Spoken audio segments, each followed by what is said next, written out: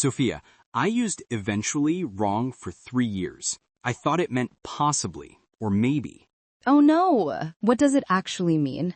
It means finally, after some time, not possibly. I was saying things like, eventually I will go to the store, meaning maybe I'll go to the store. But you were actually saying, after some time passes, I will definitely go to the store. Exactly! Today we're covering words that English learners think they understand, but actually use incorrectly. These false friends and tricky words cause so much confusion. Let's prevent people from making our mistakes. Word number 1, actually.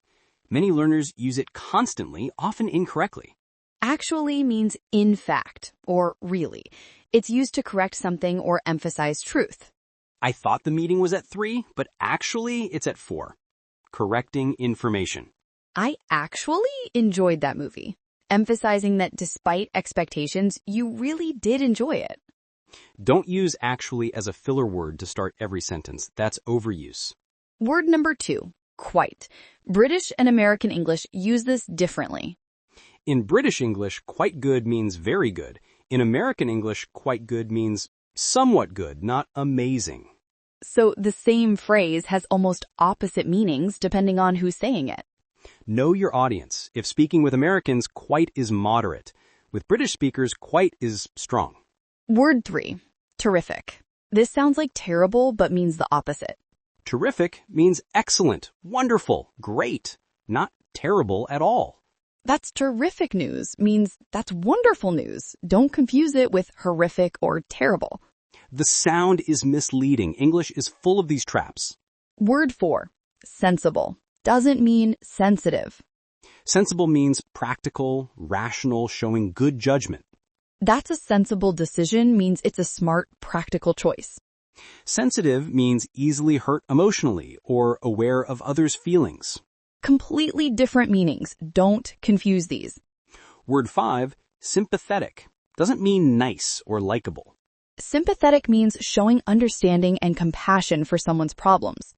She was sympathetic when I told her about my problem means she understood and cared. To say someone is nice or likable, use nice, friendly, pleasant, not sympathetic. Word 6, familiar. The grammar here trips people up. You're familiar with something, not familiar to something. I'm familiar with this software, not I'm familiar to this software. Same with similar. Similar to, not similar with. These prepositional patterns must be memorized. Word 7, control. This is a tricky verb. You can't say control your emotions when you mean manage or regulate them. Well, actually, you can say control your emotions, but it sounds very strong. Right.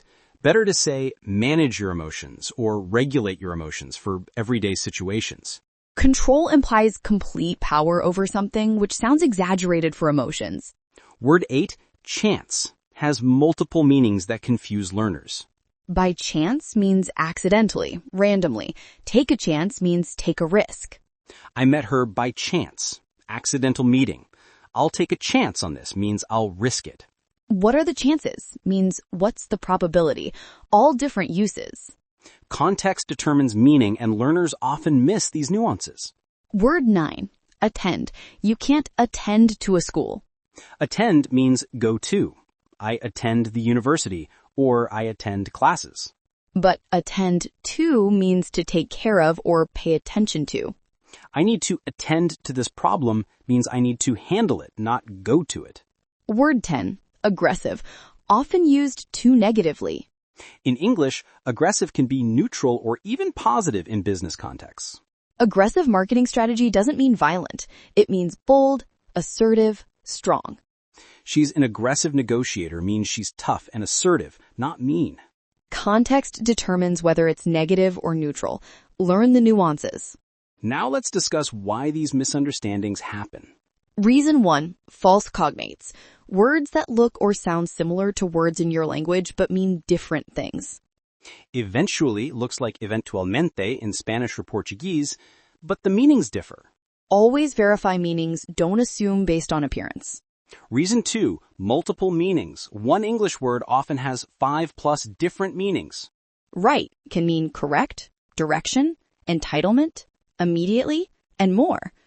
Context determines which meaning applies, and learners struggle with this flexibility. Reason 3, colloquial usage versus dictionary definition. Dictionaries give formal meanings, but real conversation uses words more loosely. Literally, technically means actually, in reality, but people now use it for emphasis even when exaggerating. I literally died laughing. No, you didn't literally die, but everyone says this.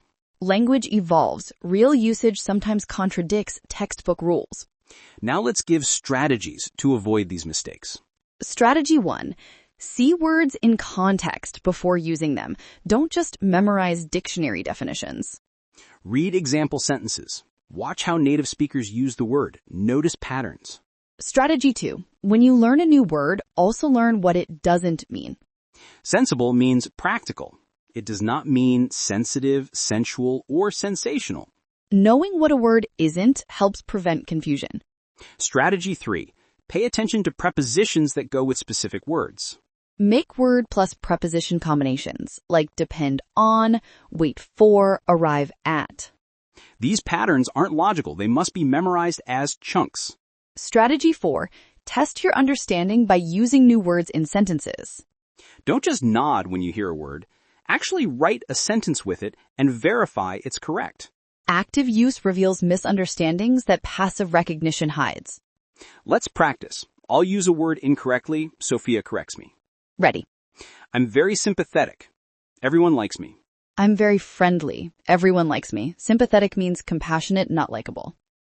Actually, I'm studying English now, and eventually I will visit America. Currently, I'm studying English now, and eventually I will visit America. Actually equals in fact, not currently. I'm familiar to this area because I lived here before. I'm familiar with this area because I lived here before. Familiar with, not to. Perfect corrections. Now, your turn to make mistakes. That's a quite difficult test. I'm not sure I can pass. That's actually correct. Quite difficult is fine in both American and British English for emphasis. Oh, right. Let me try again. I have to control my time better to finish everything. I have to manage my time better to finish everything. Control sounds too strong. Manage is more natural. This weather is terrific. It's raining and cold. This weather is terrible. It's raining and cold. Terrific means wonderful, not bad. These mistakes show how easy it is to confuse similar sounding words. Exactly. That's why we need to be aware of these tricky words and verify our understanding. Let's give homework. Everyone watching should do 3 things this week. Action 1, pick 5 words from our list and write 3 sentences with each word. Action 2, ask a native speaker or teacher to check your sentences. Get feedback. Action 3, when you hear these words in movies or podcasts, notice how they're used. Compare to your understanding. Real-world observation is the best teacher. One final point, making mistakes with these words is normal and okay.